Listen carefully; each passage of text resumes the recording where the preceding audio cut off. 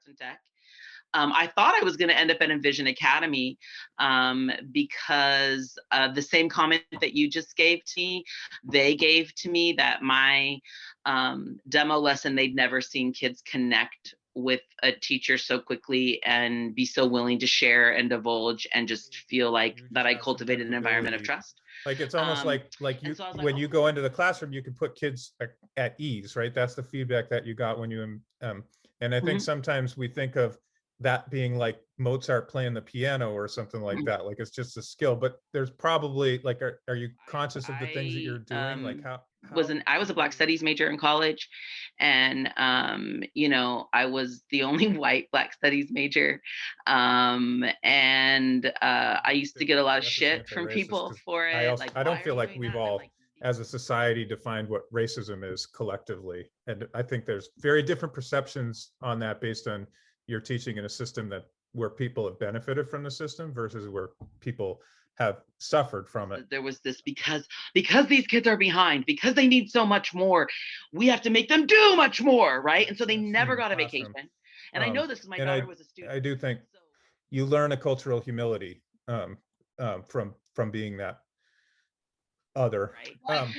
I talk about how my skin is white and that race has always been about skin tone. That's what it was always about. We've convoluted it over time in this society to make it about culture and food and all those things, but that's your ethnicity. Yeah, but in New York City, you're Italian or you're Polish or you're something else before you're white, right? Not on the West Coast. Right. Yeah. And you were talking about equity work and how it wasn't obvious to you the equity work that was going on because you weren't necessarily, like, maybe it was going on in one circle, but it wasn't going on whole school.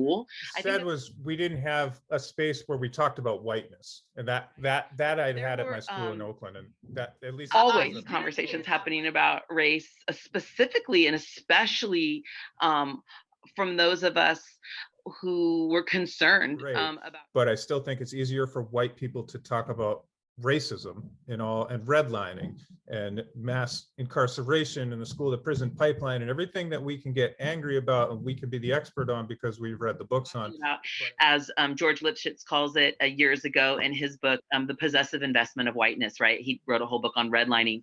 I want to give you one last chance to offer any parting foods for thought or pearls of wisdom or internal reflections or whatever. I'll probably cry. I cry a lot these days when things touch me, but I've cried a few times when I watch your interviews as well, because be yourself. What we and love, right? Like at the end of the day, like I have a huge capacity for love, and it's constantly returned to me in ways that I could never even imagine, you know, like to have kids who are 26. All right, well, I feel like I should introduce you a little bit. Thank you for doing this. These things have been fun. Probably it's going to be CAT teachers and students that watch this, but for anybody who's not part of that audience, you and I were colleagues, I think for the first year I taught at CAT. And what I remember about you, you know, we taught different grade levels, but we knew each other. And I also remember getting to know you as you came back to CAT after you left. But what I remember is, you know, you get to know teachers in like professional development spaces and stuff, and you see them as peers. I mean, I looked up to you as an educator, but still we're two adults in a room. You don't know what they're like in front of the class. And what blew me away was when I realized how much respect the students had for you. It's undeniable. You see it on Facebook whenever you post something, you get 100 likes and you just hear all of it. You're kind. I will always respect the teacher that like the students will go to bat for time and time again. And that was what, you know, I said to Tim that they liked me and they loved you. And I think that's very true. Can you tell me about you're welcome. Can you tell me your history at CAT, or give me the.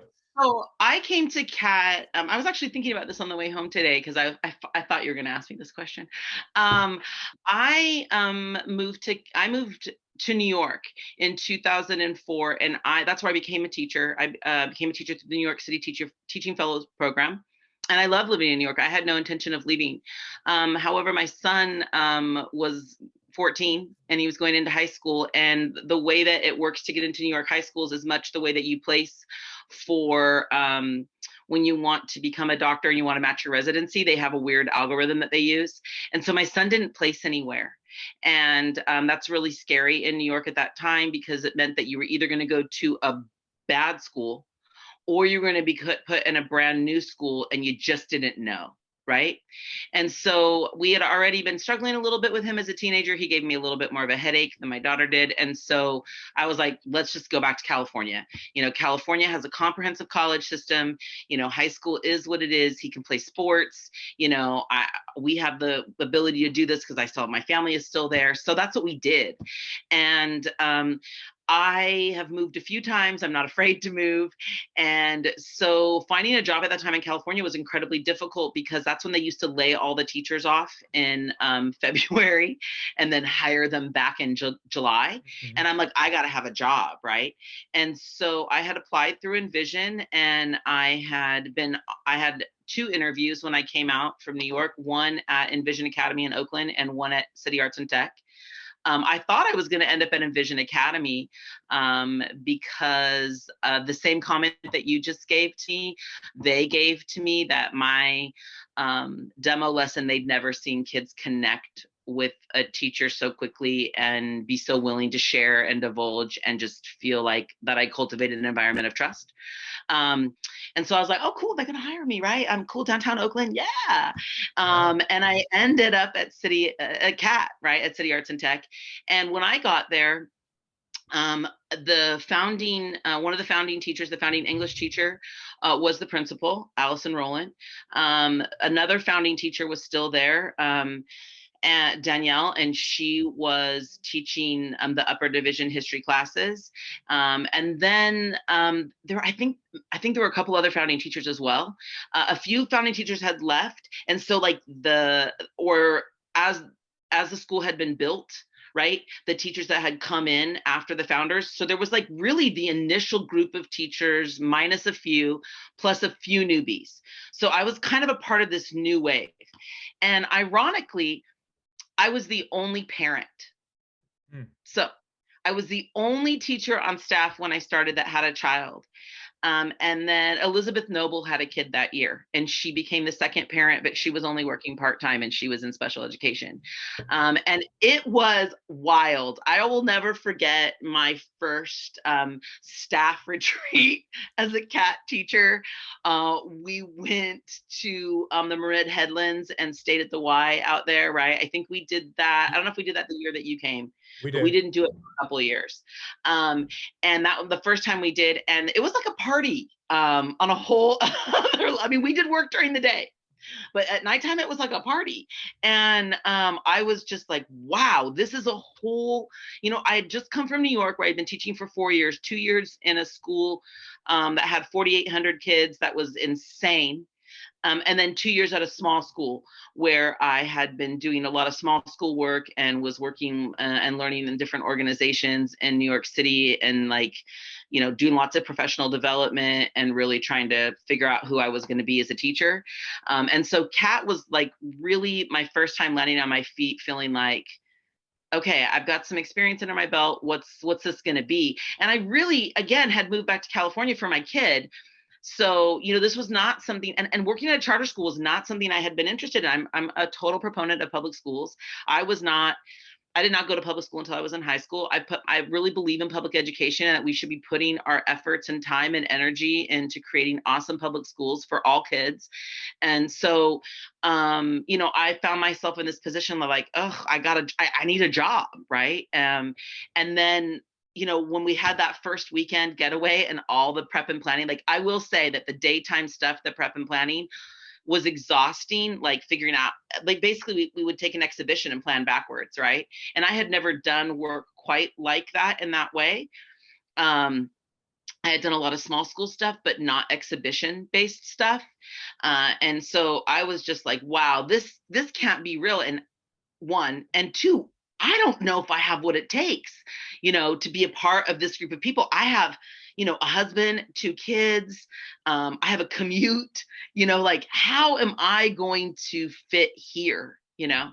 I really didn't know. Everybody was young and unmarried and partying and having a good time and staying at work way past, when I really could afford to stay at work. So it was definitely interesting for sure. Um, that's interesting. All that is interesting. I started doing Oakland Teaching Fellows, and I was in Oakland for 5 years and then went to CAT after that. So our career paths are kind of similar along that. What year was it that you started at CAT? Do you know? Was it Yeah, I want to say it's 2009, 2010. okay? 9, 10, 10, Um, 11, 12. Yeah, uh-huh. Yes. okay. Because I entered with the class of 2013, and then I looped with them for 3 years. And then I taught juniors 2 more years after that. They graduated, and then I left the following year after that. Like I taught one more year and then I left. So So that means 2005, so you were there for 4 years, 5 years, 5 years. Okay. 2009 to 2014. Okay. And how did CAT? I mean, so Cal was a different place when I came there because that was Mhm. 4 years later. Probably a lot of the dynamics might still have been the same thing, but there was always turnover, and I think Mhm. there was turnover in leadership. How did it evolve over those 5 years? Well, it was amazing. It was by far the highlight of my teaching career, in many ways, and in a way that I am fine that that is the highlight of my teaching career. The timing of it, and how much effort I was able to give, and how it challenged me to look at teaching and learning, and the way in which everybody played a part at CAT. Like I might not have liked everybody I worked with, but I respected them, and I didn't dislike them, but I mean, I might not have philosophically like aligned with some of them, over time. But I again, there was a level of respect there, and that I appreciated, and I felt like over time I could really be myself. I entered at the same time as Elahi did, and she went into leadership right away. And I had been asked if I wanted to interview for a leadership position, and I said yes. Um, I said no, and then I said yes. And then I was grateful that I didn't. I think I might have said no again if they asked me, because I didn't. When you step in as a leader, it's sometimes hard to get a feel of a place. And what I have noticed over time is that, it's often better to step in not as a leader, see how things are run, and then determine if you can, get in where you fit in. And that's kind of what happened to me at CAT. I did not start out in a leadership role. I want to say I spent my whole first year not in one, and maybe my second year. I don't know if I became a lead teacher my second year or my third year there. I can't remember if I did it for 3 years or if I did it for 4. Um, but it was definitely something that I thought about, before going in. And I think my experience was very different than, say, someone like Elahi, who came in as a in a leadership position and then stepped out of one. We did the opposite, and I think I had a smoother experience at CAT. And I think that my experience grew over time in a way that was really just motivating for me, both professionally and personally.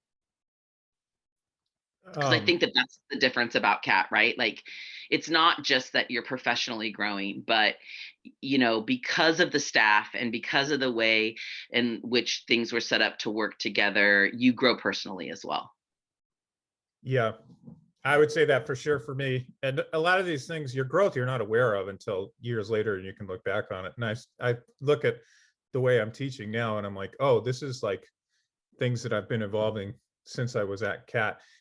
I really think I really like what you said about the when you're in a leadership position, you can't kind of it's a lot of what you do as a teacher, I think, is get on students' level, right? And I think sometimes when you have authority, that immediately makes it difficult for people to, like to see what that level is like. But the question I want to ask you, because clearly you just have some kind of ability, like it's almost like you when you go into the classroom you can put kids at ease, right? That's the feedback that you got when you and I think Mhm. sometimes we think of that being like Mozart playing the piano or something like that. Like it's just a skill, but there's probably like, are you conscious of the things that you're doing? Like how do you I don't walk know into a anymore if classroom? I'm conscious of the things I'm doing or not.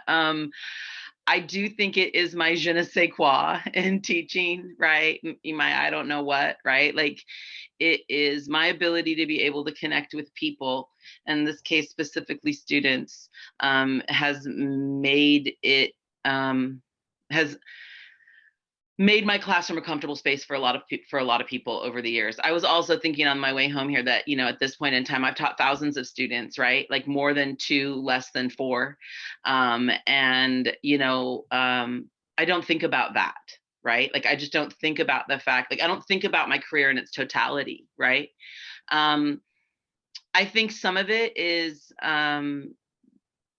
because if you're not comfortable with a person, I don't want to be, first of all, I don't want to be misinterpreted. So that's something that has always been something that I've worked against my entire life, um, growing up and everything. And so I'll do enough talking that makes you think you know me, and makes you feel comfortable with me enough for you to be able to feel comfortable yourself. And I don't have a problem doing that. And a lot of people do. And I think when people are willing, especially when teachers are willing to give of themselves and share of themselves and be human, right, to students, like off the bat, then I think it's just easier for kids to connect. I also just think that I happen to be one of those kind of people, like, because here's the thing, you just said that sometimes you don't realize that you've grown until later, right? And that's not who I am. So I'm constantly reflecting and constantly wanting to grow, especially in my career at that time. And I think that if you would ask any leader that I worked with at that time, both Allison, leaders before, and then Daniel, and some of the teachers I worked with, that they would say that like that was sometimes my struggle, right? It was because my brain would be reflecting so quickly, it would just be like, oh, and that I would want to, oh, this is my moment of growth. Oh, I've grown. Okay, let's take this and keep going. So I could feel that that's what was happening to me at CAT. And I think that by the end of, I mean, that was what inspired me and kept me going, was being able to grow that quickly and to reflect on my growth and to push myself and to be supported through that, because my brain naturally works that way. And the piece that was the hardest for me to work on at CAT, that I think did happen by the end, was more learning when not to talk, right? When to be quiet, when to keep my reflections and my growth to myself, or how to support people who didn't process like I did, and when to use my voice in a way that was helpful, because I don't have a problem using my voice, and when to step back and step forward. That was something that had been hard for me, and I think that is just something in general in white culture, that we are trained to do. And I think white women specifically often tend to use that Wait, because they're often pushed out the of doing that or encouraged not to do that. So if they want the to be you rebellious, speak up. so what I was clarifying, you said step up and step back that we're not trained to do in white culture, or we are trained to do them.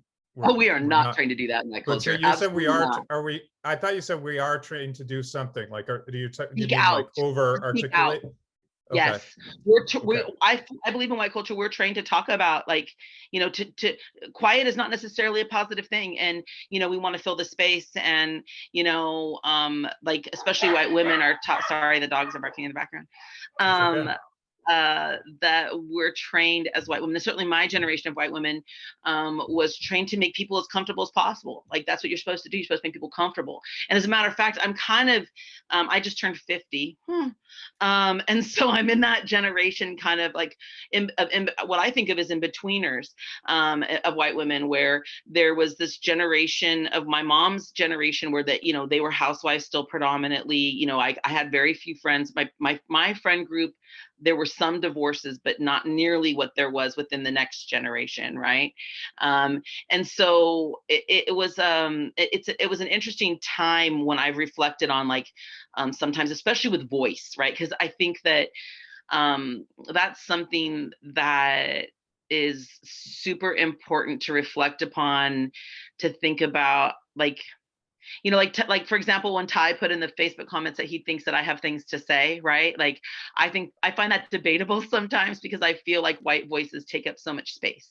And so sometimes I just don't feel comfortable or know if I want to be taking up space that can be for someone else who's not had the opportunity to, I like you said, I can go into a classroom. I can command an entire room full of people. I never thought I could. If you would have asked me that when I was growing up, I would have been like, ha, no.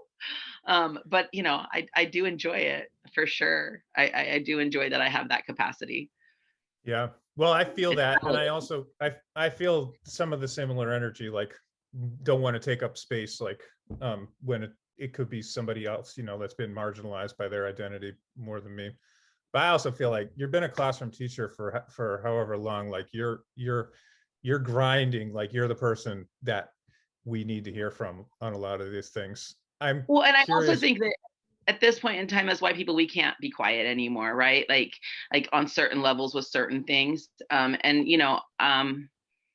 this has been my entire adult life. So I was a Black Studies major in college, and I was the only white Black Studies major, and I used to get a lot of shit from people for it, like, why are you doing that? And I'm like, because I need to know. Like, it's not like, I mean, my I'll never forget when I was pregnant with my son and I was in school right after he was born, and one of his aunties asked me, why are you majoring in Black Studies? What are you going to do with that? I said, well, I want to be a professor. I think I want to explore, race and, and voice and ethnicity and all of these things, and try to, I spent my entire adult life, my entire growing up, not knowing certain things that I had to learn in my adult life. And I don't think that that's the way it should be. And she's like, Black people are not going to want to learn from you. And I just remember being like, I didn't even have an answer, right? I didn't have an answer because I didn't really know who I was going to teach. I didn't know what I was going to teach. All I knew is at that point was that there had been a whole world that existed around me the entire time I had been living, and I had no idea that it existed. And that it was my job, especially being the mother of Black children, to do my best to try to at least understand as much as that I could, so that I could be the best mother I could to those children. And that's really what started my drive, or that's what embedded my drive. It didn't start my drive, but it embedded my drive of being um, anti-racist. I guess that's the lingo today. I don't know that that's the lingo we would Yeah, have that is the used. popular term for sure. Yeah. And I also do like the same thing you just did. Like, I guess it's anti-racist because I don't feel like we've all, as a society, defined what racism is collectively, and I think there's very different perceptions on that based on you're teaching in a system where people have benefited from the system versus where people have suffered from it. And Well, I I think it see a lot depends of. upon if you're talking about systemic racism or if you're talking about individual racism. I think, if you're talking about systemic racism, right? Like, or and systemic oppression is not just race, right? It comes in lots of forms and fashions, right? But I think it's pretty clear and easy if you're talking about systemic racism, what it is, right? It's a system that we live within past that was created to justify slavery, and it was all created to justify dehumanizing a group of human beings and using their labor for the capitalist benefit of the United States, right? And when slavery ended, you can't just say, oh, by the way, you guys, we made this shit up so that you would feel comfortable doing this to this one group of people, and now it's not really true, so we're just going to we're going to erase it and pretend, right? You can't do that because you've spent all this time investing it into the mindset of people, and so it's become in the mindset of people. And that is, so we have in my opinion, we have two ways in which racism operates at any given time. It's operating systemically and it's operating individually, right? And it is all based on power and power relationships and privileges. And if you break it down like that and you think about it like that, I think it is easier to have conversations because it's not personalized, right? And there lies in the hardest time I have seen, or the white people having the hardest time with when we were talking about racism, and it's they personalize it. Well, I didn't do that, my ancestors did that. Okay, well, if your ancestors did that, then it still created a system that you live within and have to acknowledge exists. And you have to acknowledge that certain groups of people are going to have experiences that you don't have. And in my experience, privileged people, particularly very privileged white men and women, don't like to acknowledge, well, if that doesn't happen to me, that doesn't happen, is the attitude. And that's just not the reality. I don't think it's as complicated as people want to make it seem to be. I think, I I don't. would argue that it's complicated. I would say that, like, to a 16-year-old who's grown up as a white kid in Pleasanton, surrounded that fish and water that you talk about, it's not that easy. Like what you said to me about systemic racism makes sense. That's a very good definition. That's better than I could provide. However, when that kid does ask me and I'm not prepared for it, it's still very difficult to explain how all that water works. Like at least in the school that I'm in It now, is like, for you right now.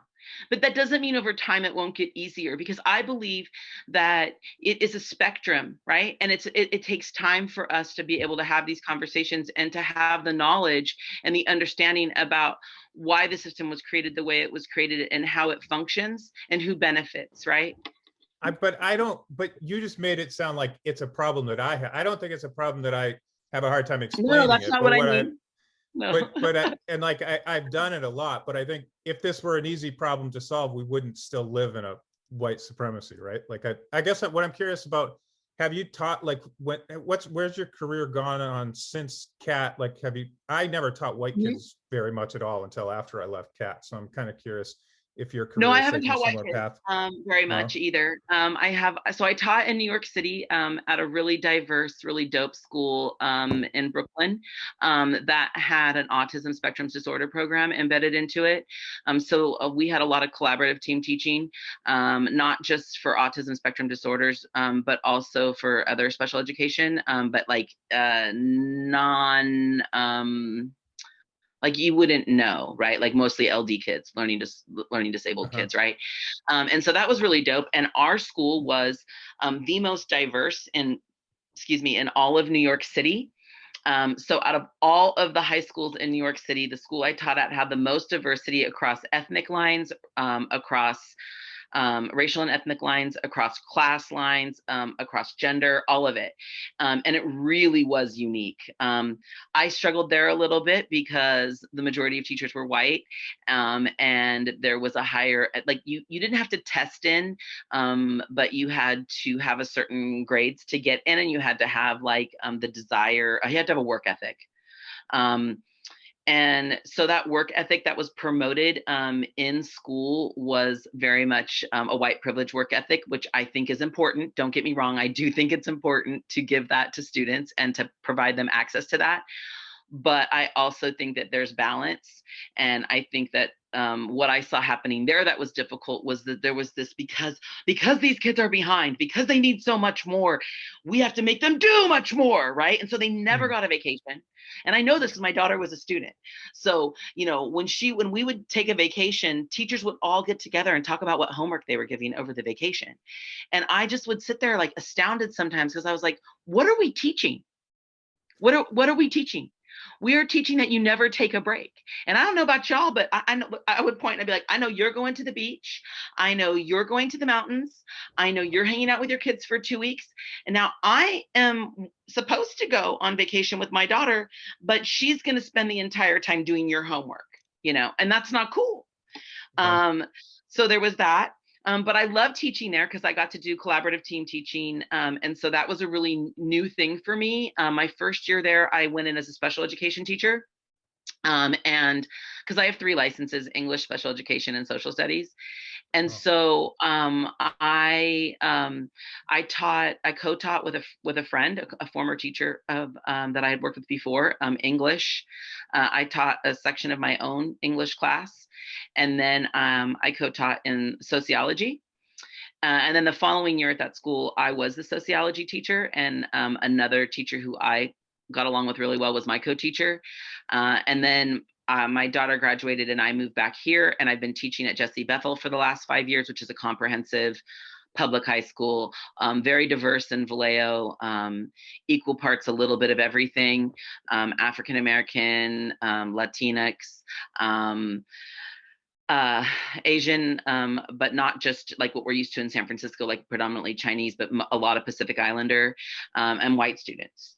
And so I definitely have a few white students in almost every class I teach, but not in the same way that you do in Pleasanton. yeah, and that's that whole like having benefited from the system. Like I think Vallejo is one of the few places where white working class communities, well, it's not probably one of the only, but like there aren't many places where the white working class has is living alongside the black and brown working classes, right? Yep. Yep. And it makes it unique, and it is really interesting. And I think that the white students who get the opportunity to go to school in Vallejo and who are open to it, for the most part, like my experience has been that most students are benefit from it and walk away with, a different mindset around privilege, and they have a different kind of understanding of themselves, that I find to be pretty refreshing and unique. Of course, there is always some kids that don't, because we don't know what their experiences are outside of school or whatever. But it's definitely interesting for sure to see that dynamic, especially around class, because I think, the other piece that we don't talk a lot about, of that while race and racism are 100% real in this nation, the whole purpose of continuing to perpetuate them is to distract us of the real issue of class, right? Yeah. And that class has been the ongoing issue in the United States from the very beginning, and that race has been used as a way to distract from that from the very beginning, and it continues to be. And so, yeah, I mean, I think you're right, it is difficult, right? I'm not saying that it's not difficult. If it wasn't difficult, we would have changed everybody's mindset, from the Civil War, right?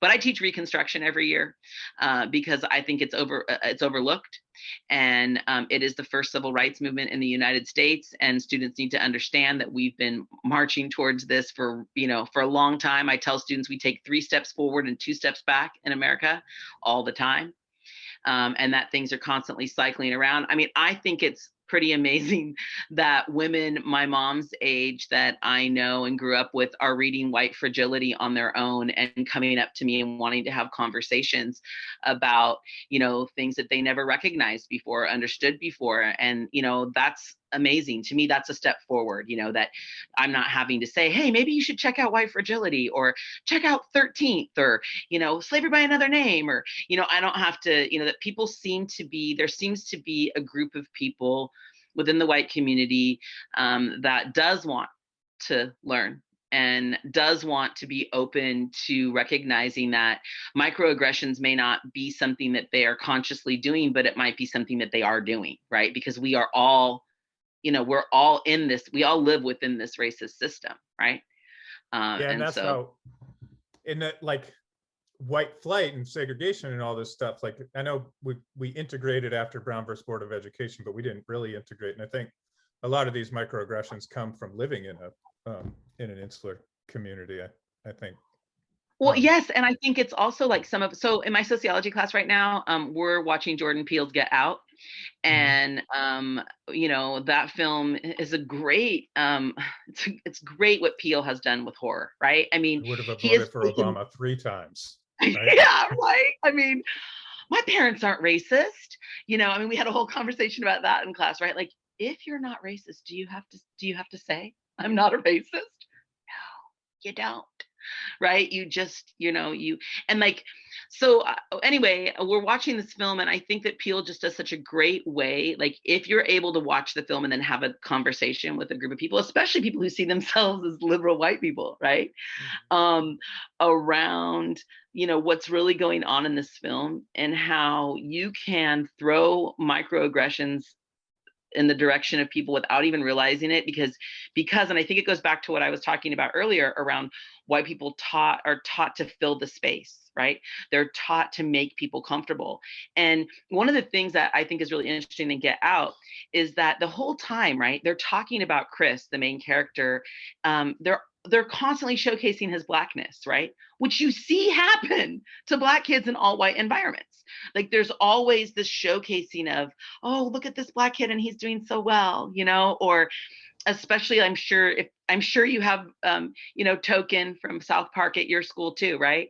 One Yeah, of my I kids mean, is Token here in Napa. So then there's like kids, people think they understand Black culture because it's very prevalent in our music and media, and then all of a sudden people think that's how they want to be interacted with, and it's very different. The Black culture you see in media is obviously sensationalized like any other type of culture. yeah, and who wants, like, people just want to be treated like people Yeah, at they the don't end. want to be. If you have a difference when you Yeah, walk into a group, you don't want to be recognized for whatever it is that makes you no, different. Like, you do and want you to be don't want. recognized. Right. And you don't want, like, your difference just slapped on the table over and over and over again. And I can say, because I mean, and I don't know if you've had this experience, but I would imagine so, but I've been the only white person many, many, many times at family gatherings, in situations. I mean, my daughter went to Spelman. I took my daughter to Spelman, like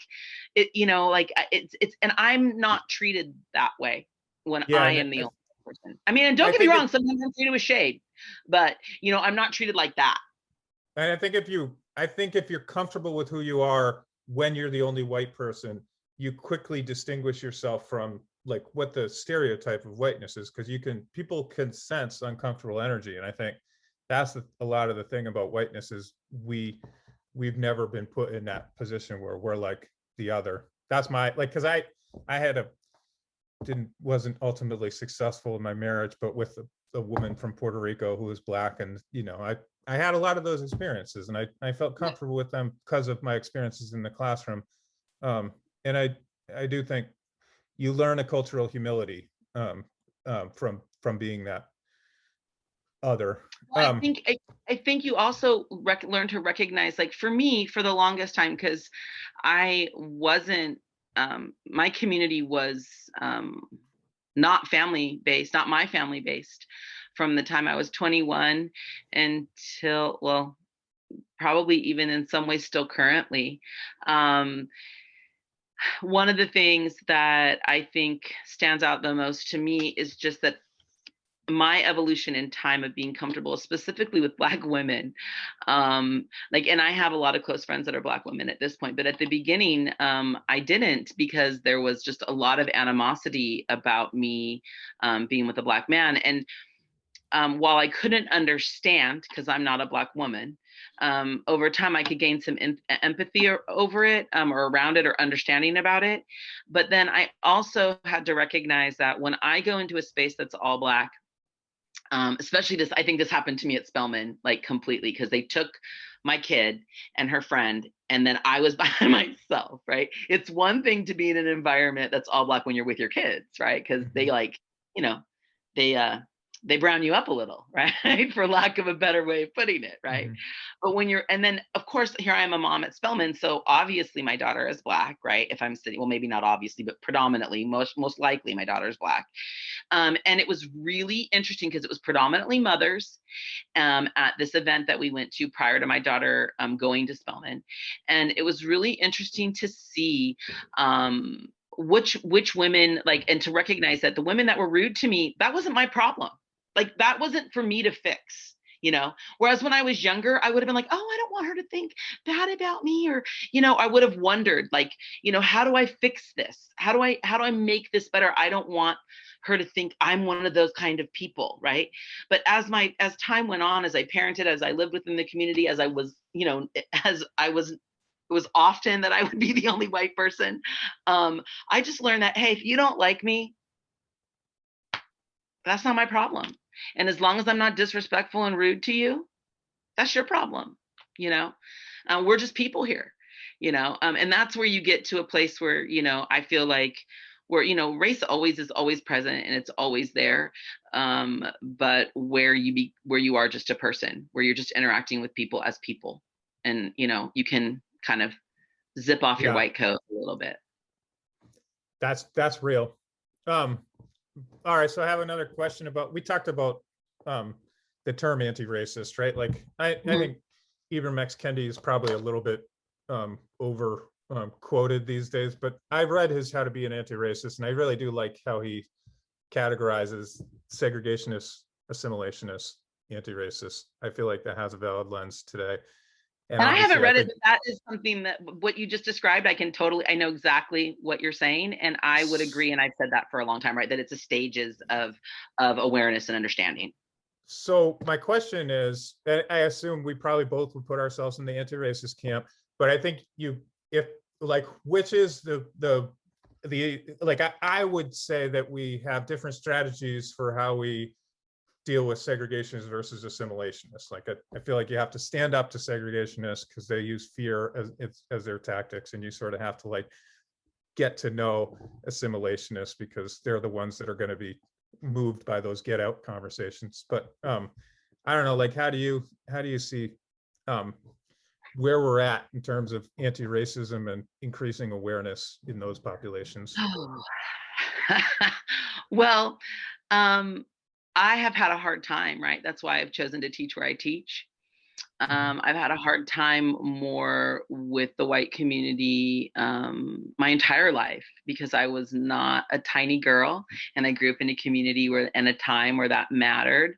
And I've also, I think I have a little bit of a unique beginning because I was abandoned at birth. And so none of my family members were ever blood related to me until I had children. And then my children were Black, right? So my reality and my experience is very different, even than someone who, because of my abandonment, and not having. So my parents who raised me, they're no different to me than you could be to me ultimately, right? Like, because I learned how to adopt family, right? Because that's all I ever knew. And so I think what I did for a long time, and what took me a long time to do, was to own all of the parts and the pieces that made me who I am, which includes Black family members and Puerto Rican family members. And so ethnically, I identify as more than just white at this point. Racially, and I explain that I actually use myself to explain the difference between race and ethnicity to my students, right? Mm. I talk about how my skin is white and that race has always been about skin tone. That's what it was always about. We've convoluted it over time in this society to make it about culture and food and all those things. But that's your ethnicity, right? Your culture and your ethnicity are about where you come from, how you get your way of being. And my way of being is not the white girl that I was raised to be, right? I became a mother to Black children. I became a wife to a Puerto Rican man. So, like, there were all of these things that required of me to be malleable. And because I was adopted and abandoned at birth, I think I was able to be malleable in those ways. And because of my experiences growing up and not really feeling like I fit in, like, I never felt like I fit in ever. It wasn't until I was taken into the Black community through some close, through my kid's dad and a few other people, that I actually felt normal. So that's always weird to people, and people are kind of don't know what to do with that, when I open that up. But the reality is ethnically, I'm Black, white, and Puerto Rican. And if we want to get specific, right, I'm Italian American, probably more than anything, as far as ethnically goes. The way I was raised, I don't look like any of those things. I don't look like any of those. I mean, I could pass for a Puerto Rican woman for sure. We know that. I could pass for an Italian woman. Can't pass for a Black woman when you look at me. But inside, I'll never forget this when I was teaching in New York City. there were two things that happened where I was just like, I felt so validated. And quite frankly, I think it's hard to be that way on the West Coast. It's hard to own, it's hard to stand because the West Coast wants to. My ex-husband used to say the West Coast is homogenized and pasteurized. And I was like, that is so whack, right? And then I Yeah, lived on but the in New East York Coast. City, And I was like, you're Italian or yeah, you're Polish or you're that's something else right. before you're white, right? Not on the West That's Coast. right. Yeah. That's right. So when I moved to the East Coast, I was like, oh, the West Coast is homogenized and pasteurized. Um, like, and it's not just for white people. It's that way. Like I was talking to one of my students today who's Jamaican, right? Because some of my music came on in class, and he's like, Miss B, you listen to reggae and dancehall? And I was like, yeah. And then we ended up having this conversation, right? But here on the West Coast, he's just black, right? He's just Black American. He's not Jamaican. Whereas on the East Coast, he would have been Jamaican first and foremost, right?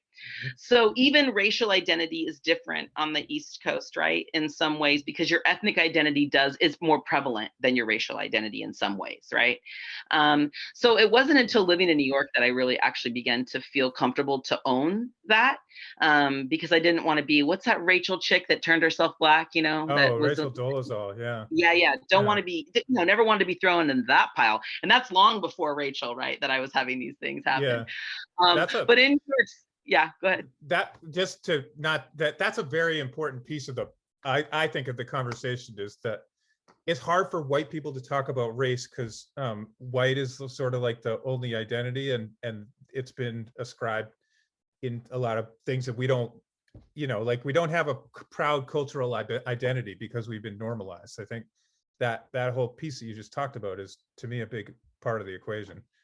Yeah, I um mean, I think it's debatable, right? Like, I think that white culture has been the privileged predominant culture, right? I agree with you there. I think it's also that we've been taught to not, um, you know, to not to assimilate. We've been taught to assimilate as well, right? And because of privilege,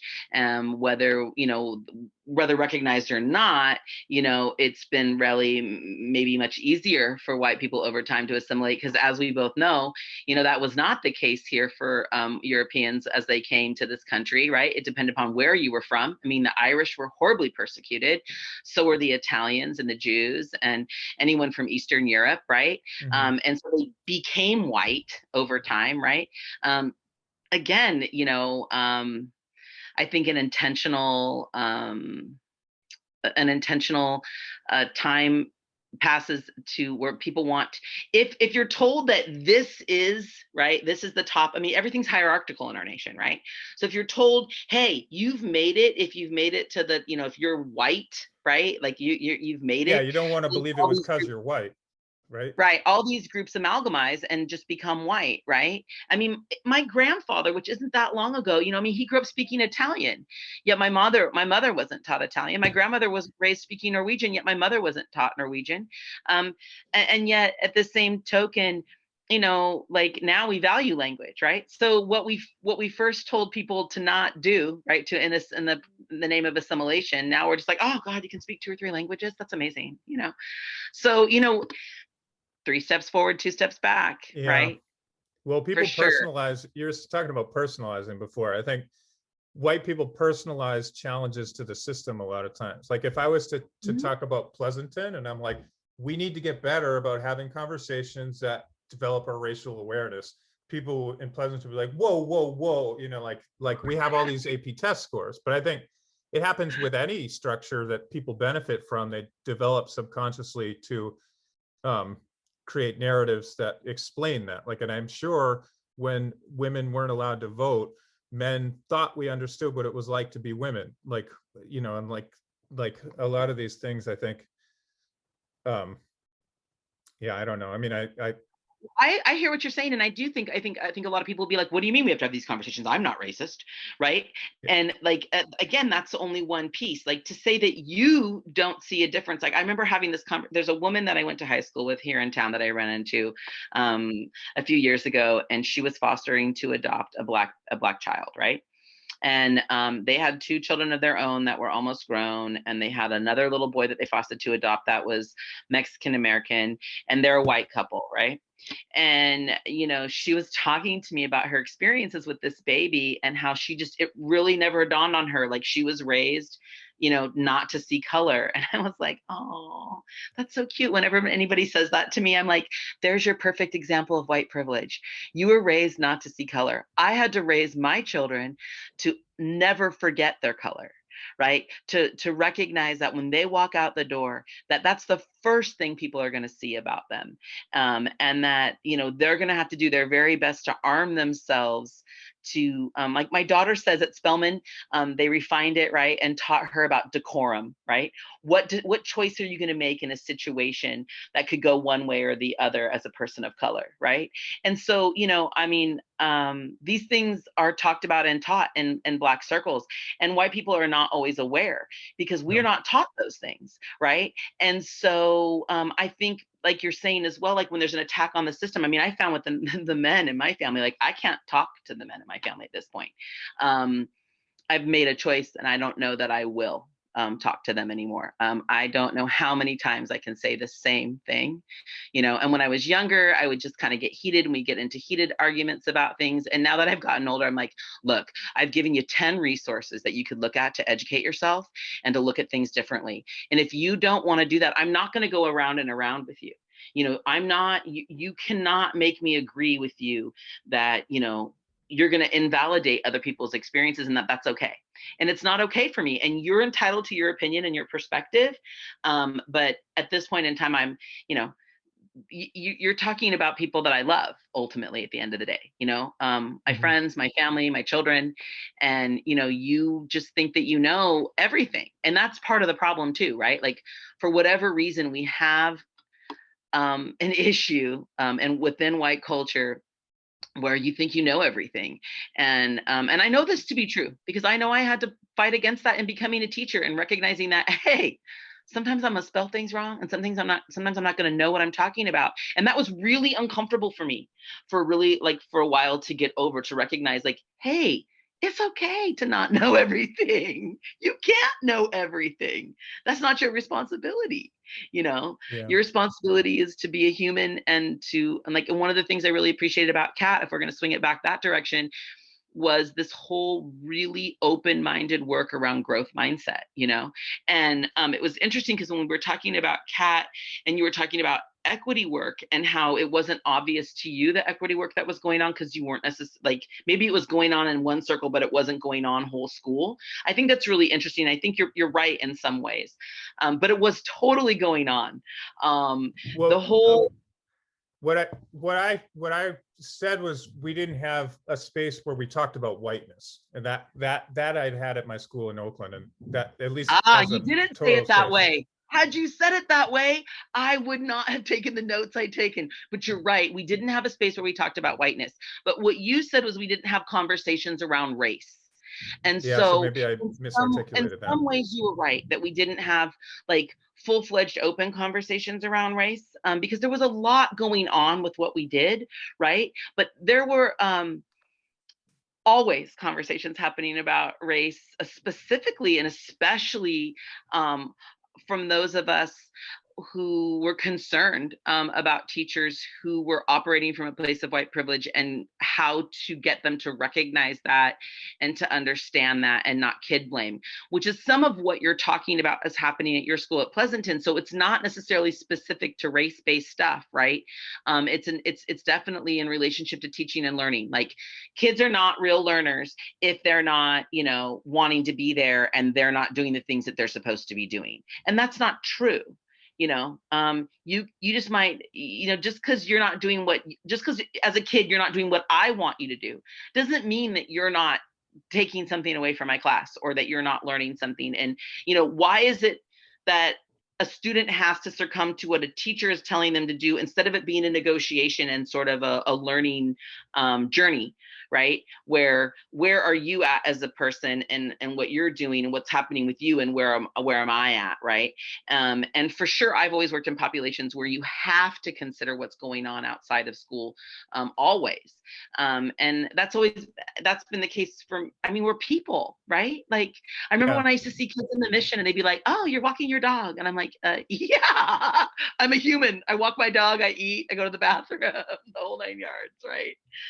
My so the reason I said that in Daniel's interview was not, you know, like as I look back, my experience was, yes, like we had teachers that had by and large overcome their whiteness. It didn't feel like that was an issue, at least in the teachers that I saw or anything, but I felt like that would be a, like where I see it now, where I'm at now, is there's a lot more energy. It's harder to ignore these things, which is great, but I still think it's easier for white people to talk about racism and redlining and mass incarceration and the school to prison pipeline and everything that we can get angry about and we can be the expert on because we've read the books on.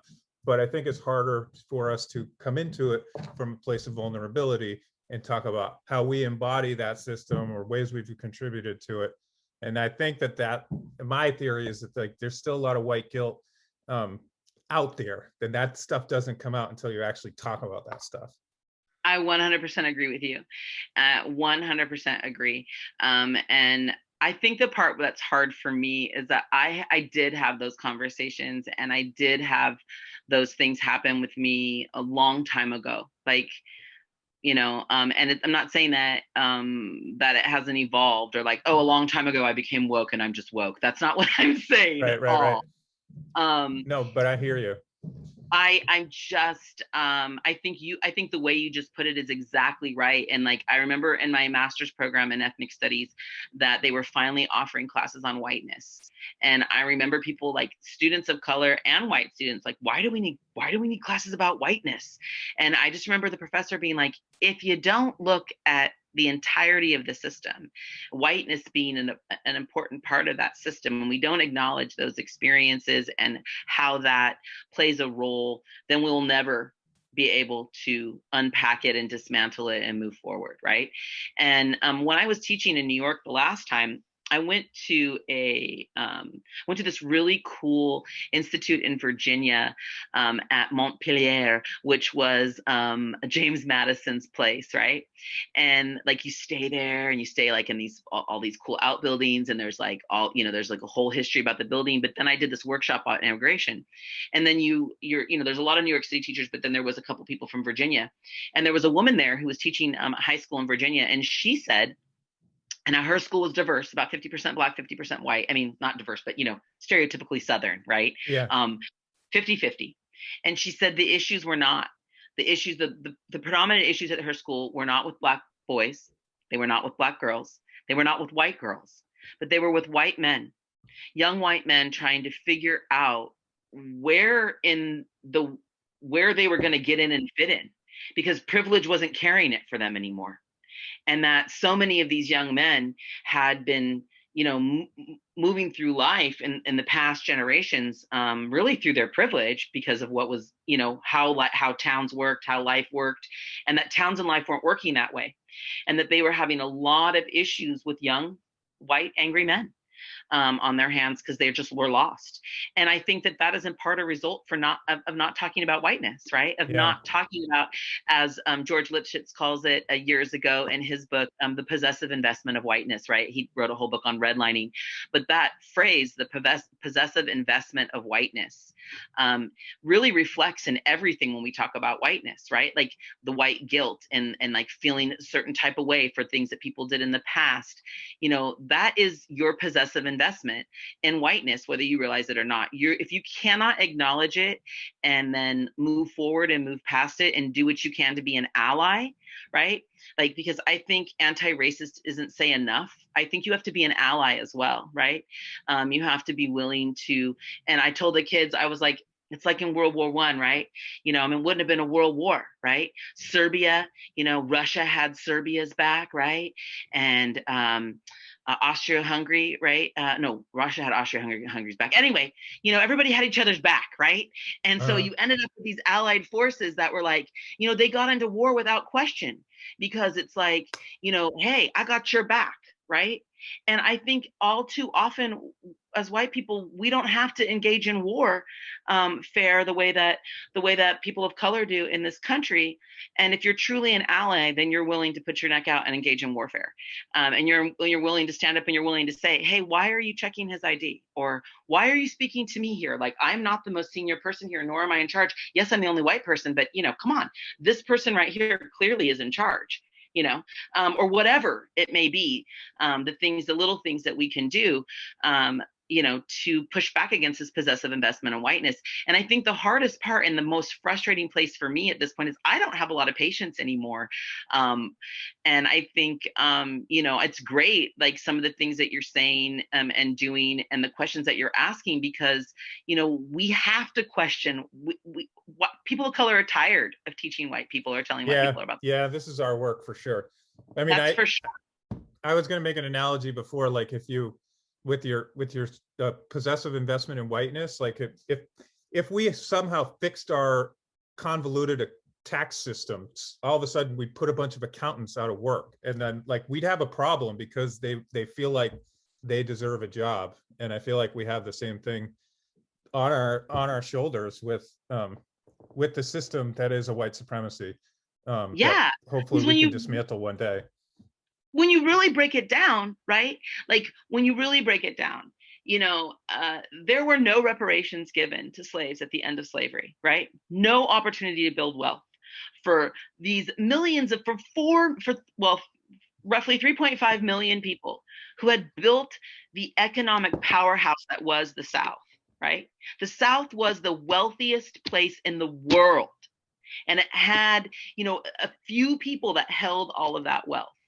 And, um, when you really think about that, when you really think about like, you weren't going to, you don't give reparations to people in those situations, and you didn't give them anything to build from. Like you didn't just screw them in that moment. You screwed them for generations to come.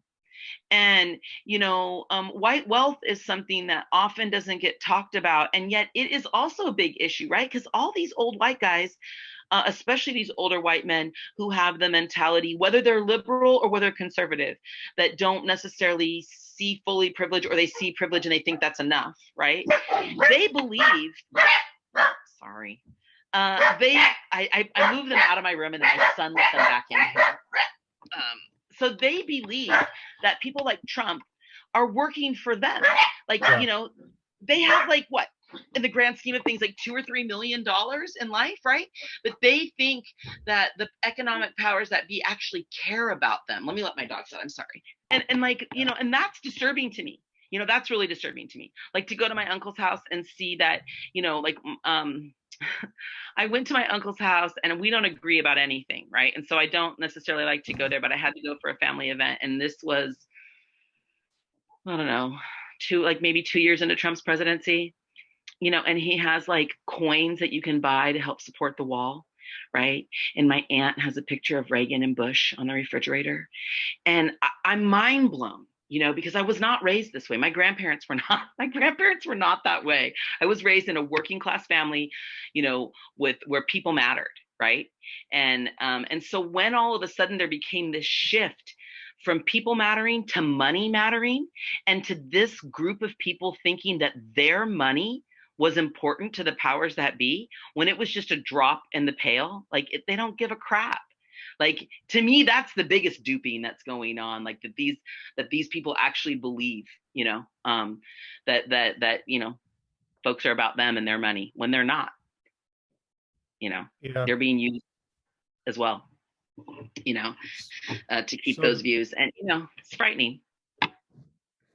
I'm a little bit intrigued because I've been a coastal elite all my life. Like there is part of me that has never understood that mindset and I'd like, I sort of like being a chameleon a little bit. Part of me does kind of want to fit into a working class white community. But I have a question for you. So like you said 3 steps forward, 2 steps back. That happened at Reconstruction. That happened with civil rights. And then what we had, the war on drugs.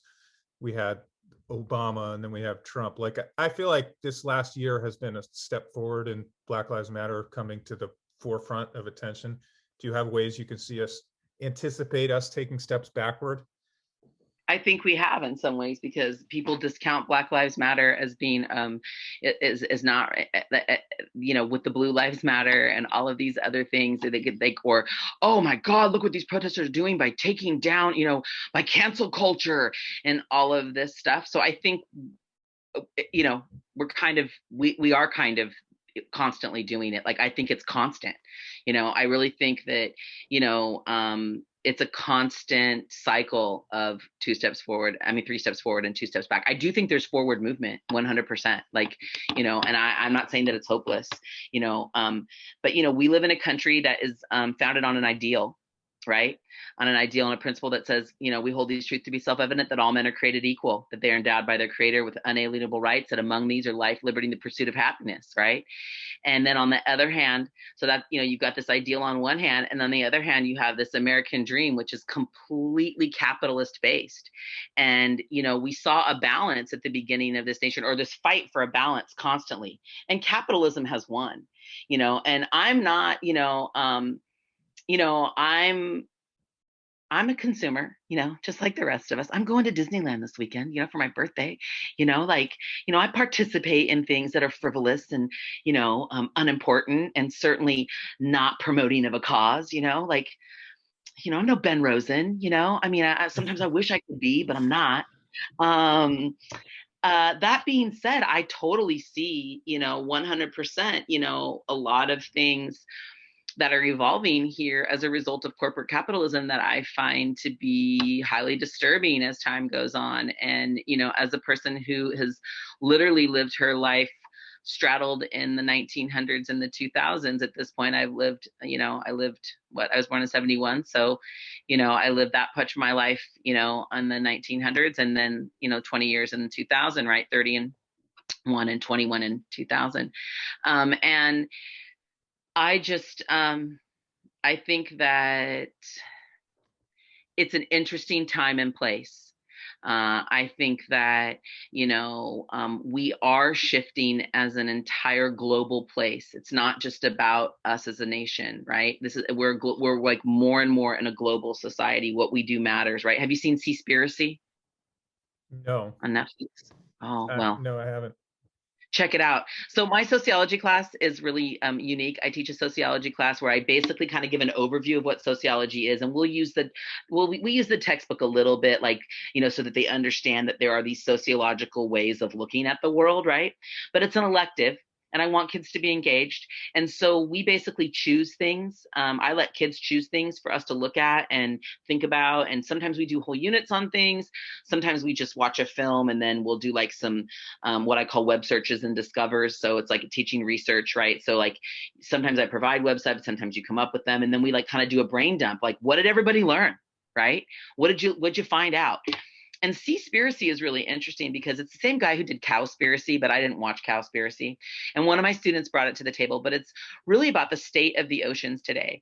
And, like this whole, like my favorite piece of learning from this, well, not my favorite, because there's like tons of them, but one of them is this whole push to end the use of plastic straws. I personally, for one, think straws are not necessary as often as we use straws. And when I was a child, I don't recall using straws like it was a treat to get a straw when you went out. They didn't always give you one. Okay. And so to me, there's been this whole push against plastic bags and plastic straws, right? And you do it, you get online. Like, I don't use straws at all at this point, especially if you're going to give me a paper one. I prefer not to have one. And I took my bags until the pandemic all the time, right? No problem. But when you watch Seaspiracy, you learn that the real issue is commercial fishing and consumerism of fish, and that the Yeah, majority of plastic in the ocean is fishing nets. So, it's great, it's all fine and dandy that the viral video of the one turtle with the straw up his nose has changed Bay Area culture and Seattle, all the West Coast, lefty culture. But it's not addressing the main issue, which is we are farming the crap out of our seas and changing our ocean.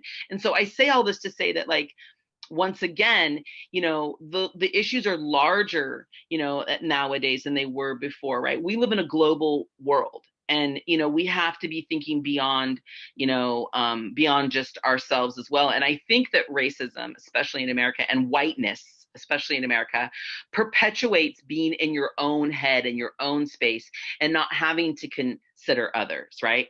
And so I think where there is going to be a huge shift, like, I believe, what are you're in your 30s, right? 40s, 42. No way. Never would have Yeah. thought that. Oh, Well, stop. I think your age and younger, like down through like the like to the 30-ish, like between 30, early 30s to 45-ish. There's a lot of change happening in that particular group of people, like astronomical change, I believe, and that people are really beginning to ask the questions. And even if they're not asking the questions, they're not necessarily pushing back in some of the same ways, so that they're kind of listening, even if they're not fully ready to participate in the conversations. Because I think you're exactly right. For whatever reason, people are comfortable, white people are comfortable, uncomfortable having conversations about whiteness. Mhm. And even when I've, like when all this stuff has been on Facebook, and I have promoted or put out to my family, hey, look, folks, or put out to the people I know, like, the white people I know randomly on Facebook, like, educate yourselves. Like, don't think what Black Lives Matters is because of what you see. Like, take your time to educate yourself on what systemic oppression is in this country, and learn. And I provide resources. The number one response that people reply back with that are defensive and testy are, I'm not going to feel guilty about being white. I'm like, nobody asked you to feel guilty about being white. And if Yeah, and you that's feel guilty, personalizing. yeah, and if you feel guilty, then that's something you need to work through. And that's okay. It's okay if you need to work through that. Like, that's a stage of recognition to recognize, like, oh crap, like we didn't choose what skin we were born into, Chuck, right? We didn't say, well, Yeah. maybe we did. We don't know. As far as we know, we don't choose our skin, right? I mean, maybe we are like sitting up there outside and going, oh, I'm going to go to these people. I mean, maybe. But, our experience here, we're not aware of that choice if that is something we make. And, grappling with being white in a racist society is something that you have to do that work. And, And you have to compel people to do it. and I noticed this as I organized people to talk about this last summer, and then a little bit more this year with teachers and stuff. An aspect of whiteness that we need to talk about, or needs to be on the table, is we rush to find a technical solution, and a lot of times we do that to avoid talking about the the root causes, which is us in a lot of cases. Right. Or how we participate unknowingly. So I And I mean I actively made a decision, and I remember actively making this decision. I remember that when I was in college, before I became a mother, but once I started dating a Black man, and I started having this reading lots and lots of fiction and asking him, hey, what in these fictitious stories are real? Like reading Toni Morrison and Zora Neale Hurston, and like connecting these things back to history and asking these questions, and realizing that there's this whole way in which people were walking around me that I didn't know about. I said to myself, Shari, you have to make an effort every day to rid yourself of your prejudices. Like, that's your job in all of this, right? Like, and it's not just around race. I do it constantly, right? And I have to admit, like, as I've gotten older, it's gotten easier sometimes to be like, oh God, that was a prejudicial thought. That wasn't, that yeah, wasn't yeah, cool, yeah. but maybe it's I not know going to that. go anywhere. But recognizing them and just really being aware, like, I use the term Latino forever and ever and ever. And I've had conversations with my friends around it, right? And my old school friends are like, fuck that. It's a language that's been around forever and it doesn't matter, right? It's very kind of similar to what we're talking about, but in a different cultural context, right? And then my students from like who graduated like in 2013, right? He gave a perfect explanation. He was like, you know, um, the language is outdated and it's just about recognition. And he's like, and we don't even, I say Latine, right? Because it's like an A, With is the an at E. symbol, or yeah. Yes, right. Okay. And he's like, and I just feel like it was Carlos Ramos that said that actually. He graduated from CAT in 2013. He was like, it's Ooh, just, yeah, I went out to dinner with him and Kava a couple weeks ago. So nice. I still keep in touch with quite a few kids from CAT, and sometimes get a chance to see them. But that's a whole, it's the same, it's birds of the same feather. It's, I mean, it's like women, it's like the term, it's like also language, right? And how we use language, and thinking about like, it's also like try to explain to white people, right? The N word, right? And the difference, right? Like that one is a joy to try to go through, right? Have you done that one? Because it's definitely, sometimes people don't get it. Yeah, I mean, I've had some of those conversations. I mean, I feel like in my environment now, it's more like white people want to go straight to the N word, and instead of let's talk about, in my particular environment, like I was talking to a Chinese American kid who's ashamed when her mom's cooking smells different than, like there's like a lot of internalized oppression. There's a lot of shades of gray between white and black. And I think that Totally. by going straight to the most volatile issues of racism, a lot of times we lose out on the like developing our own awareness of these psychological factors that, And the you know. different ways in which whiteness permeates, right? And not just whiteness, but just, well, or what whiteness has come to mean, right? Because whiteness doesn't just mean skin color or culture. It, Mm-hmm. it also has to do with class, and it has to do with, like, because there and sometimes poor people feel bad about their food as well, right? Like, and what they have or don't have, or if they smell appropriately or don't, or if they can launder or bathe, and all those kinds of things. Like, I think that I think a lot of times still that this system of race that we live with under in the United States is has more control than it should. And that we give it that control by not having the conversations that go with saying things like, I don't see color, or I don't, or I, instead of saying that, you can say, I don't know what it's like to walk in your shoes, but I validate what your experience is. And that's a different way, right? Like, I think that whiteness has been taught as the only valid experience to have. And so when you are trying to explain to white people that things happen to people of color in this nation across, it doesn't matter what color, right? It's just non-white, right? That it's very difficult sometimes for them because we are, they don't believe that those things happen. They just really don't, Yeah. and they refuse to. And I think that that's the number one thing that we can do, is to really say, hey, I don't know. Like, I don't know what it's like to have your experience, but I value you and I hear you. And, I validate your experience, that is what happened to you. And, that's a step in the right direction, to be able to acknowledge experiences that you don't have, and to recognize that they happen, and I think it's especially hard for white men because, and I'm not saying it's not hard for white women, but we're women, so we've had the issue of being women and struggling.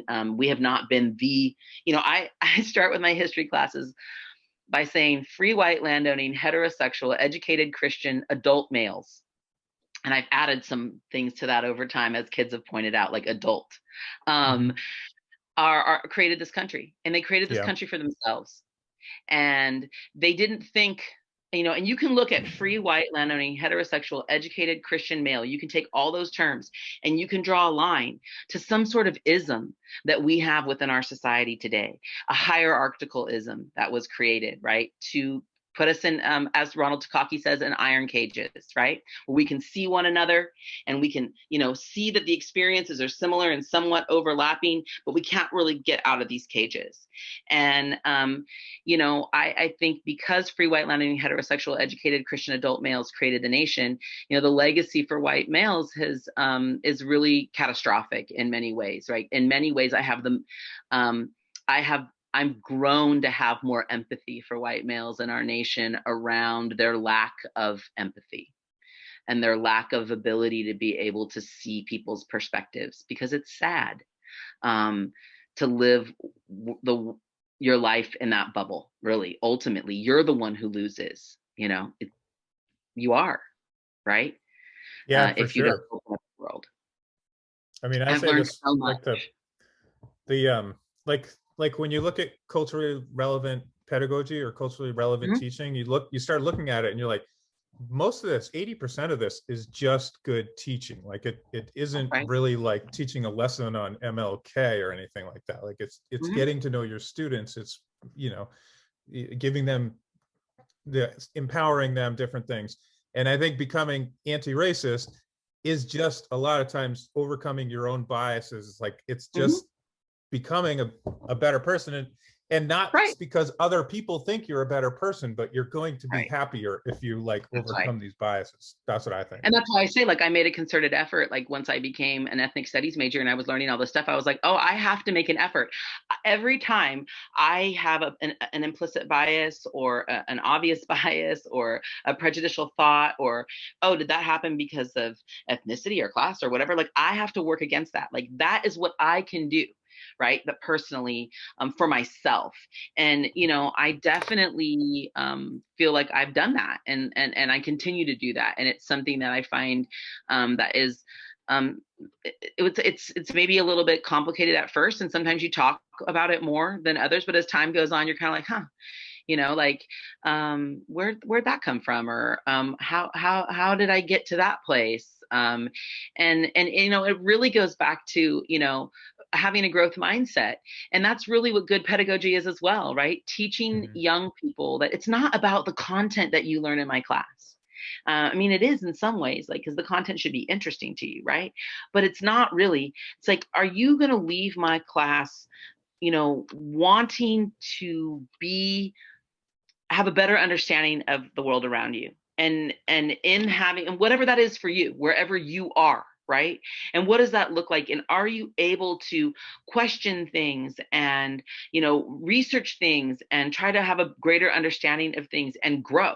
And then learn from that growing, and one of the things I really appreciated about Kat was, like, I've always been naturally reflective, and all those portfolios, right, with all those reflections that sometimes did get redundant. Reflection, we do not grow without reflection. We do not grow without reflection. And I don't know if I would be able to sit here and say that in quite this way without that real explicit work at Cat and really folding reflection into everything. And when I first got to Cat, we had a woman who was in charge of teaching and learning, and her name was Erica Nielsen. And she was always, because I was just like, why are we going to do all these reflections? Like, come on. Like, after a while, it just feels like kids are saying the same thing. Like, what is it? And she really broke it down. She's like, look, if you really want to grow, you have to reflect. And, it doesn't come naturally to some people. And, you have to be mindful around it. And I still, to this day, I meditate every night, and my meditations are not what, like, people are like, oh, I can't meditate because I can't clear my mind. I can't clear my mind either. So my meditations are reflections, right? Like, I'm reflecting upon my behavior throughout the day.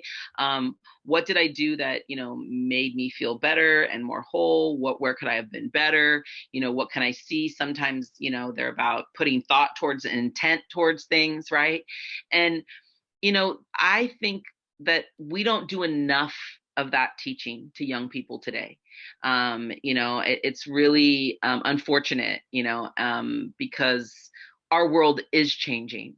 And, Mhm. what about US history or algebra, or, you got to learn how to read and write. I'll give them that still, right? And you definitely have to know how to add.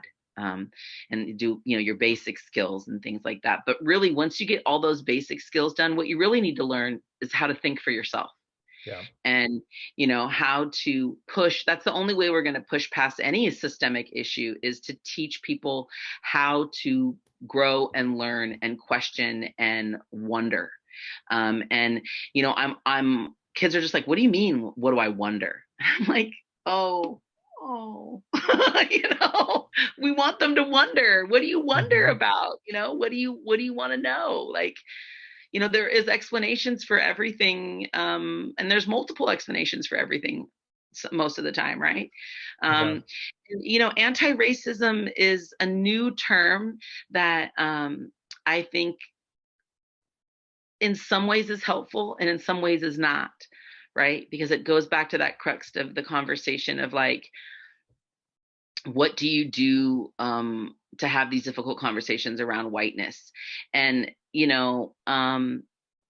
it's not, it can be perceived as a hierarchy, right? And I think it's important that when we think about whiteness and the development and understanding around whiteness and how it contributes to systemic oppression and to individual oppressions, that we have to be able to recognize that it is not a hierarchy. It is a spectrum. And some it's more like if we think how we think about sexuality, or how we think about autism, how we think about all of these things. It is a spectrum, and some people are further at one part of the spectrum than others are, and that doesn't mean that you can't move to a different place in the spectrum, and it doesn't mean that one is better than the other. I mean, of course we prefer people to be anti-racist over being segregationists, right? But I think where we fail sometimes into getting people to be, especially white people, to being open to talking about whiteness, is making them feel traditionally what we've done in this country around hierarchy, that you're less than, right? So if you're not woke, well, then you're just Mhm. not an evolved human being, right? Yeah, And then and we how get do you get preachy. those people to want to be woke, right? Yeah, yeah, we preach, and that doesn't work. Mhm. So this has been wonderful. We've been going for a little bit. I really Yes, appreciate it. sorry. No, that's all good. This is great. And I would love it if you post this to your Facebook, because I think Ben Rosen has like 85 views. He set the record, but you'll blow that away if you post it on yours. Oh, you But I think would so? I also, doubt it, but I will. I have no I doubt will that you for will. sure. You have definitely the most fanfare as far as students and colleagues go of anybody Oh, that I'm thank you. connected to on Facebook. I want to give you one last chance to offer any parting foods for thought or Yeah. pearls of wisdom or internal reflections or whatever you think we need to hear. Well, I first want to say that, like, since a lot of people are going to watch, it's going to be people from Cat, right? And I'll probably cry. I cry a lot these days when things touch me, but I've cried a few times when I watch your interviews as well, because what we had at Cat and what I was a part of creating um, has forever touched my life. Like I said, I still keep in touch with many students. I still see some students. I still see, friends, teachers friends that I made at CAT, and it is hands down one of the best experiences and times of my life that I've ever had. To come back from New York, where I had, like I said, been able to explore and really own who I was, not just as the person whose skin was white, but who I was on the inside, and to be able to own all my culture and ethnicity and to be seen. And a time that was really important for me to be seen was such an incredible experience, and has given me so much in my life. And I think that that's a part of that je ne sais quoi too, right? Is that, I try to see kids and in the same way that I think that they try to see me. And over time, and time again, kids are always showing me that they see me. When I was in New York, I was going to say to you that I said to a kid, I said something to a group of kids. They were doing something, and I used a phrase that's predominantly used in the Black community, something like, I don't know, it was something like, it's hard for me to think like what is specifically to the Black community, because it's so embedded in my life right now. But Uh-huh. it was some commentary, and this girl turns to her friends and she goes, "See, I told you Miss B is Black." And I just remember looking at her and being like, "Oh, thanks for seeing that part of me," because I'm not just I'm certainly that's just not who I am on the outside, but I appreciate that kids at CAT and adults at CAT were able to see me for who I was, and not just assume who I was based on what they saw when they looked at me. And for that, I'm entirely grateful. And I would encourage people to do the same, right? That's part of the issue, is that we spend so much time looking at this and trying to put people into categories. And I do it too, right? Like, I want a cultural context. Like, a cultural context helps me. And I don't know at this point if I want a cultural context, because my whole life has been in work around culture and society and race and ethnicity, or if it's because it's someplace and it's someplace I feel comfortable with, or if it's because it's something I've been trained to do. But ironically, the most meaningful experiences for me are for when that doesn't happen and people see my heart. And I would encourage that that's what other people do too. Stop stop being those families and get out that are like, "Oh yeah, what's your favorite sport?" Their brother man, and just be like, "Hey, how you doing? Mhm. Yeah, how's life treating you? What's been going on with you?" and just be yourself and love, right? Like at the end of the day, like I have a huge capacity for love. And it's constantly returned to me in ways that I could never even imagine, like to have kids who are 26 that want to go have dinner with me and want to have a drink with me and share a joint because we're all 21 and you can relax how you like to. 10 years after I was their teacher, like that's love. And that's really what it's all about. Well, yeah, The and you get love. back what you give. Yeah. So And then that's some more evidence you're stuff. doing it right. So Um, yeah, so and so are you, Chuck, man. Like this is hard stuff to talk about, and like it takes a lot of love for something to be able to have these difficult conversations. I know because I if this was available 30 years ago, I probably would have been doing something similar, right? Because you feel drawn to trying to, shake people up a little bit and get them to understand that like we have the power within ourselves to change ourselves and effectively change the world that we live in and effectively change our society that we live in, and we can do it. It just takes a little bit of work. yeah, we could start a movement. All right, that's deep. All right, thank you. Thank you, Shari. Yep, you bet. It was good to see you as well. All right. I just hit the record. I always I try to do one little thing just to like get into my comfort zone. And I was gonna something I have never told anybody before is that I got this kneeling chair like when this whole thing started. And so I feel like whenever when I look at other people on the Zoom, they look very back and relaxed, but I'm always like right up in your face and I look a little manic. And so I just want to acknowledge that it's because of my kneeling chair, which is good for my back posture, but I'm not always like this. Well, I that sounds comfortable. Like, I had a place in the kitchen area that I created an office, and then I have an office in Hawaii, but here in California I had to make do. And so I have a TV tray, and I'm on the reason why I look kicked back is because this is a chair in the corner of my bedroom that is like 50s style lounge chair, so I have to put pillows behind my back and the things that we do to make a workable space this I know. year. Yeah, we've spent a lot of time in this position this year. For sure. I tell students all the time, I'm like, not even just students, but people in general, I'm like, what I learned? I learned this year, like one of the biggest takeaways I learned from having Google Meets or Zoom conversations is what my face looks like at every single turn, right? Like now when I'm talking to people, I'm like, oh, I know what that looks like. Like you never ever see your face. Yeah. Well, that's one thing that I've learned from these things. I've become very much more aware of who I am and what I'm projecting because I go back and watch these. But I also think that's one of those things you're not aware of things that are subconsciously shifting you. But I think over this course of the year, we've all become more aware of our image because we see it on Zoom all Thank the time. God. A little bit, like, right? Like that people become like a little more self-aware of their space and things like that, right? Like, like I appreciate at least the mindfulness around like, washing your hands and like not coughing on me. Like I totally appreciate that. I lived in New York City, and in New York City, you could tell someone, "Excuse me, but you're standing too close to me. You need to back up."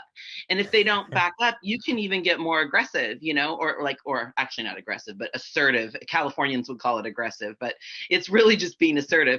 But now, you can be assertive, and people have to have some understanding as long as even if you have had COVID and are vaccinated, as that's what has happened to me. So